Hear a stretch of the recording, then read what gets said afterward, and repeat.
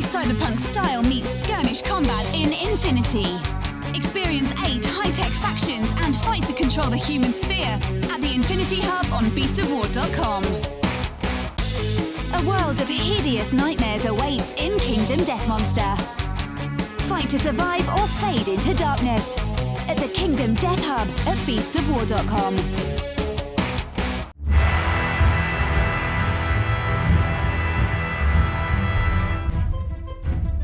Hi guys, welcome to day 4 of Dunkirk week. By this stage, we should all be on a boat by now, hopefully. Yeah. You know, sipping margaritas on our way back to British soil. Cup of tea and a woodbine, if nothing else. We'll not mention the fact that there's sticking dive bombers all over the top about to break our ship in half. But today... You're jammed on there with like 17,000 other guys. You're packed in there like this. Horrendous. But we don't care because today we're posers. This is poser day. This is 28mm day, okay? So it's get our best Zoolander faces on, guys, because we're going to do it in style today. Bolt action, Jim. We're rolling out the infantry. So we've done our tanks on Tuesday, because let's face it, Flames of War is basically Space Marines are tanks. You know, it is. The tanks are the Space Marines in Flames of War. There's no doubt. We then progressed into Battle Group, where we're looking at possible war games where we do a little bit more tactical depth and tactical options and stuff like that. We've talked in detail about why games based around a retreat are very different, and we're starting to break out of this mindset that every game we play has to be equal points. We're now saying, do you know what? Points don't matter. It's not about points. No. Points don't make prizes. Victory conditions. Smart thinking on your victory conditions is what matter, because war is not fair. No. And even for posers, war is not fair again. So, okay, Jim, 28mm. It's obvious we're going to start looking at more of the smaller scale infantry kind of stuff that happened. So, fire up. Tell us, what are you going to be writing about today? Okay, right. So, like I said, 28mm, and we're saying 28mm. We're basically talking about bolt action. We are. There are some other options out there for 28mm, but as fate would have it, I was looking at the Warlord website. There's a huge army pack that you can buy specifically for this. The Dunkirk Defense Force. It's an army pack from Warlord Games. It runs about 1,500 points. It's all in great, 28mm, 1 to 56 scale, whatever. You get like 80 infantry. I won't read the whole thing, but you get a lot of stuff. Oh, well, I have seen this. There's infantry in there. Yeah. There's lorries. There's mortars. There's anti-tank guns. I think there's some Polish cavalry in there as well. There's Poles. There's Belgians. Yeah. It is interesting because Free Poles were fighting. We should probably mention this. Yeah. Free Poles were fighting with the French by this stage. Yeah. The British were not the first people to incorporate Free Poles into their army. It was actually the French. Mm-hmm. And there were Free Poles already engaged against Germans in France. I don't know if they had cavalry. Yeah. That's another whole myth that we can get into with another article series. The Polish cavalry myth. But there were definitely Poles involved in France. I don't know if they were involved at Dunkirk. Yeah. But they were definitely in France. Yeah. Of course, the Belgians are right there. And of course, the army pack includes plenty of British and French as well. Yeah. Now, one of the things that we see, and Jim talks about this at length about overclocking games. Yeah. One of the issues. Now, remember, all of these things are games, but sometimes we're after a historical or a mechanical accuracy. Yeah. And when you start getting to 28mm, things start to compress a little bit, and oftentimes you can find tanks slugging it out in close quarters and things like that. The ranges and stuff start to get very strange. But it's less so in the early war, Jim. We don't have just as much of a strange warping of the ranges and stuff that you might see in the late war stuff. I don't think so. I mean, bolt action in general, I feel there are people that have different opinions about different games. Yeah. Honestly, Bolt Action I think is a great infantry game. Yeah. Because infantry engagements, this is one thing that a lot of miniature games get wrong, is the ranges, like you were saying, the ranges. And tank engagements are a lot longer than people tend to realize, but at the same time, infantry combat is a lot shorter than people tend to realize. At the beginning of World War II, everyone's running around with bolt-action rifles. Yeah. By the end of the war, everyone's rocking submachine guns. Everyone is using submachine guns. The average infantry engagement range, by the time we get to the end of the war, is like 30 feet. Yeah. And that plays great into a bolt-action table. Whereas a lot of other games, you'll have a lot of other games, you'll have infantry shoot out to 12 inches, tanks shoot out to 24 inches. Yeah. That's absurd. Yeah. So, actually, like you were saying, in early war, I think bolt action works a lot better than it does in mid-war or late war. Yeah. Because, number one, the infantry are a lot more important. Tanks weren't nearly as powerful. So, since bolt action is mostly an infantry game, I think bolt action becomes a little more it lends itself to this, yeah. Yeah, everyone was still using bolt-action rifles. I know it's just a name, but just there's a reason they picked it, though. Yeah, Yeah. Now, ultimately, it doesn't matter in our day-to-day gaming, okay? No. Because ultimately, we want a game where the mechanics are fluid. It works fast. We enjoy playing it, but there are instances where you will find yourself.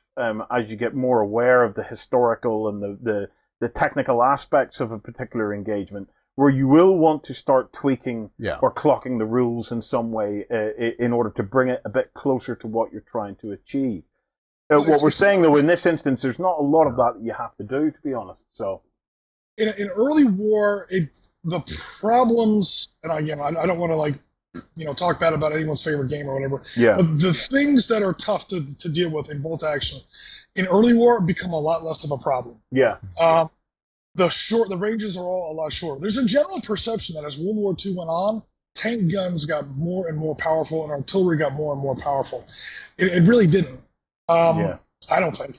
As the firepower went up for a given tank, let's say, so did in-tandem armor protection on the other side. Yeah. So that delta, that overall balance, never really changes, or changes a lot less than a lot of people think. Yeah. What changes is the range. Tank guns fired at 100 yards, 150 yards, 200 yards at the beginning of World War II. By the end of World War II, you've got tanks that are like Easy-8s, Fireflies, King Tigers that are engaging at 1,200, 1,500, 2,000 meters. Yeah. And that totally changes the geometry of the game. If you're an infantryman and you've got a bolt-action rifle that shoots out to 300 yards, and you're up against tanks that shoot at 300 yards, you're still in the game.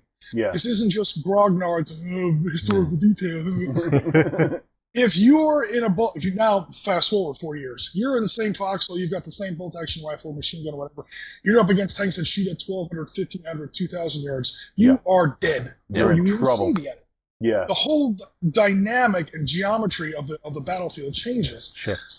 Where that might be a little tough to deal with later on in the war, I think that in early war, bolt action becomes a lot less. It becomes a much better fit for smaller scale infantry skirmishes. Yeah. So, where are you taking us then? Let's talk about the kind of games you have in mind for bolt action then.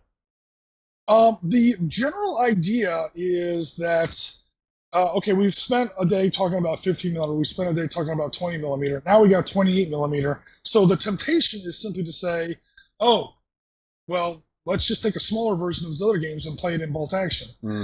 I think this does something of a disservice to bolt action. Bolt action is a great infantry game, and while Flames of War loves its tanks, I think bolt action, we need to focus a lot more on the infantry. Yes. So the battle locations are the same. Lille, Pomperac, I can't even pronounce these places. The Ypres, a major World War I battlefield. Hohenschute is another one we'll talk about later. One battle that I definitely would like to see people try is that delaying action across the Ypres Canal in bolt action. I think that would be great. I'd love to see a big canal table with a bridge across it. Yeah. Maybe some blown-up cars or overturned horse wagons to give the Germans some cover. Most of the British anti-aircraft or light artillery may be fortified on the British side. And who knows? The Germans have to get across the river. If the British blow up the bridge, the Germans have assault boats, or they can get across the canal somehow. German off-board artillery to suppress some British defenses. And of course, the longer they hold that bridge, the longer the Germans are denied that road leading northwest toward the Dunkirk perimeter. Again, this is where we're back into the delaying actions. Yeah. Now, bridge battles. What kind of bridges would have been in there? Are we talking older stone bridges? Are we talking mechanical bridges like what we would have seen at Pegasus Bridge? You know, it's, there's a mixture depending on where they were. You could quite easily see bridges that were small stone, big enough for a horse and cart, to the larger mechanical bridges, and there are certainly some of those in and around the canal. So we have some flexibility of the kind of bridges. So if you're one of the lucky owners, as we are, of a 28mm Pegasus Bridge or whatever, we've no problem sticking something like that down and doing a delaying action across that. There's a few pictures of even the British near Dunkirk, and they're actually crossing a very similar style girdered mechanical bridge that I don't know if it was on the canal or not, but yeah, you've a broad range of battlefields you can have, from the likes of the very dense French countryside where you have the bocage, so these massive field, essentially hedges that are almost field walls with a hedge on top, very narrow channels of maneuver through them. You couldn't really get tanks or even tankettes down them, or you could bring it into some of the suburbs or the towns around Dunkirk as they narrow in, so you could have house-to-house fighting. And I think at 28mm, that's what you want to be doing. You want to be magnifying down and going for this is a very old part of France, so to speak, as far as these towns have been there for hundreds of years. So the streets are narrow, they're crooked. You've got a lot of these old churches. You got to take those churches. It's usually the biggest building in the town. That's usually made of stone, and it has a great big steeple that you can use for artillery observation. Yeah. So 28mm churches is on the snipers and spotters up in the belfry. There's always these rules about not militarizing a church. That's crap. No. The first when an infantry platoon moves into a town, where's the church? Yeah. Especially back then, because they didn't have very tall buildings back then. Yeah. Usually the church was the biggest building in the town. It was usually made of stone, which made it the best defensive point. And again, it had that tall steeple, which you used either for a machine gun position, well, maybe not machine guns, but a sniper nest, or maybe even more importantly, an artillery observation position. You got all these. I had never considered that before. Oh yeah. I am so glad. I'm enjoying this week. I'm learning so much about this. It never occurred to me, because I'd always seen. In the movies and stuff like that, they're fighting around churches, and I don't know. But now I understand the strategic importance of if you can go in and capture the tallest building in there. So, Jim, I'm seeing a 6x4 table. I'm seeing a high density of terrain. Yeah. Okay. To allow us short lanes of fire and close engagement ranges, which plays to bolt action strengths. Yeah. We have. Basically, we want to try and take the tanks out of the equation as much as possible, so maybe have one road. Yeah. So if there is going to be any tanks on it, they're going to have to stick to the road and go across the bridge. The likes of, if they start to have to do things like field hopping, then they suffer for it. Yeah. So they can go off-road, but all of a sudden that mobility, which is really the key of bringing the tanks, it's severely hampered. And the minute that they're desperately trying, I mean, the big thing post D-Day, when they hit the bocage coming the other way, was that bowing. They would come up to bocage, and bocage could be 6 to 10 feet tall when you brought the hedges, and they would just come up to it and then belly up, and at the point the tank's practically vertical and the weakest armor is underneath, and they really got pumped. So having a dense terrain on the table, I think, really plays into it, and channels forces, and it shows why the roads, the canals, railways are so important in warfare and in holding those positions. Yeah. So if you hold the road, you're denying your opponent ease of movement, ease of access, and it's not so easy to just go around it. No, you really have to focus on it, and it can become quite central then. And the other thing then I want to stick on that table is a church with a steeple. Oh, massive one. And you can have tanks on a bolt action table, especially early war. I'm not against having tanks. Any tank assault, sooner or later, is going to run into an enemy line of resistance, and that might be a very small table. Not the problem, but when I start to look at a table kind of, really? Is when you have tanks on both sides, and they're shooting at each other. Sooner or later, a tank assault is going to hit an enemy infantry line. So they're basically going to be overrunning the infantry line. You can certainly do that in bolt action. Yeah. And if their generals are worth anything, that tank assault has infantry support. Mm-hmm. It's when you have tanks on both sides. The problem there is, again, you have some issues with game balance. The second one player, I mean, in a war game setting, as soon as one player wants to bring tanks on, then the other player wants to bring on a couple tanks. And that's where it gets a little strange. Yeah. But there are definitely ways around that. Yeah. And so, certainly in such a, we're tightly focused on Dunkirk here, although we can expand it, but you can have that bit where the French don't have that tank support, or the British don't have that tank support of their own, because they may be engaged somewhere else, and then having a German Panzer II or 38T, whatever, rock up with some infantry, and all of a sudden that really puts the pressure on the Allied line. The fact one thing in general, and I've always kind of tried to make this point, is, again, I'm not trying to ruin anybody's games here or anything. How rare tank versus tank combat really is. It's not.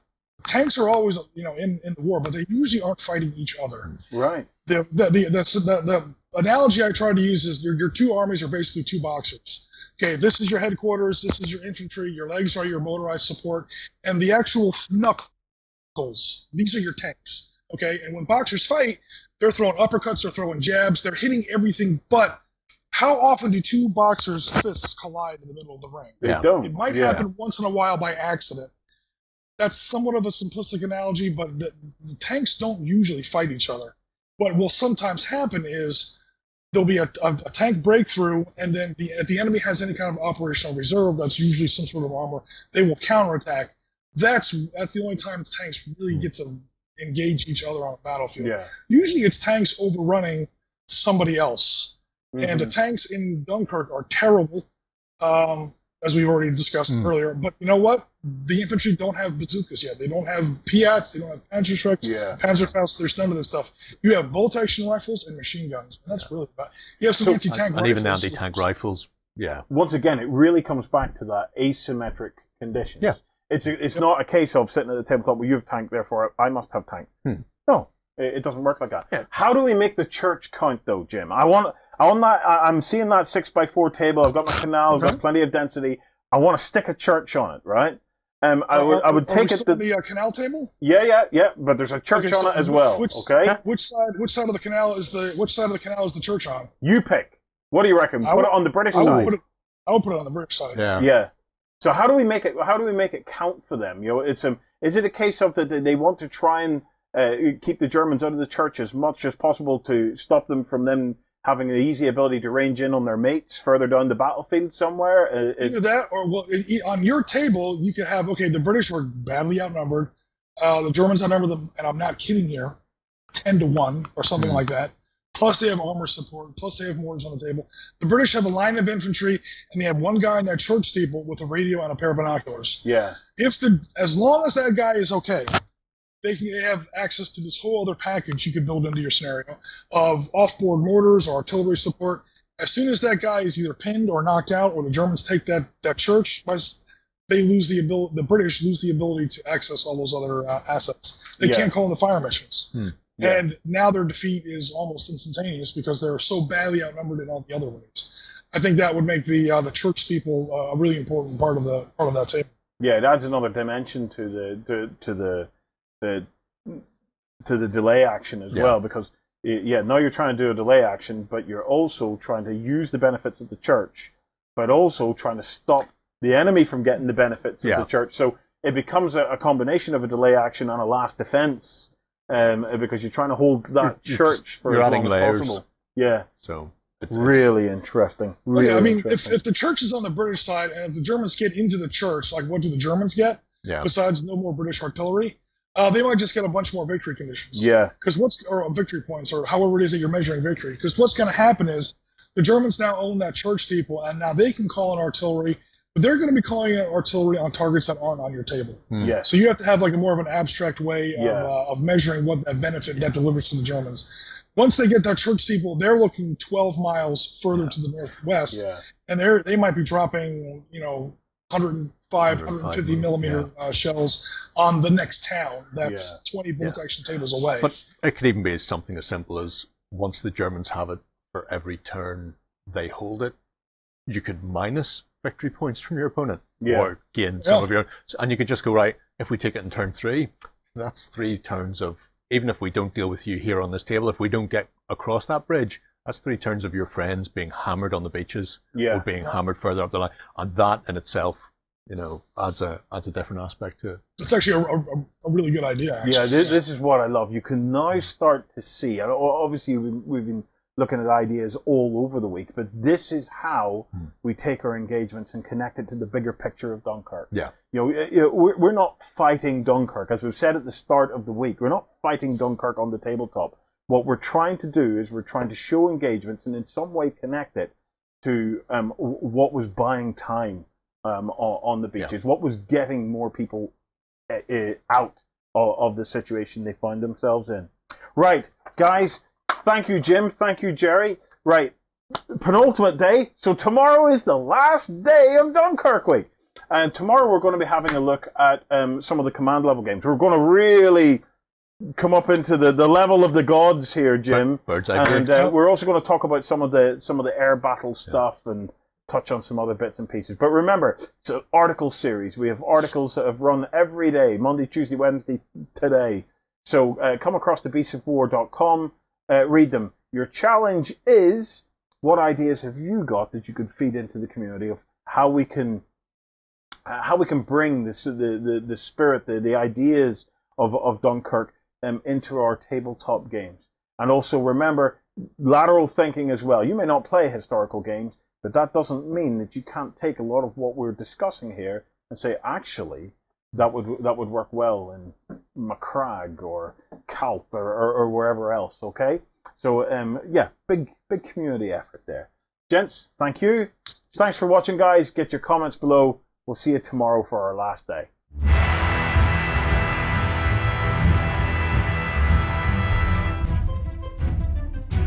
Go ahead and check out our other content on screen now, and be sure to check out beastsofwar.com for the latest gaming news and gaming Let's Plays. And while you're at it, why not hit subscribe and remember to ding our dong. Go on, you know you want to click it. Go on.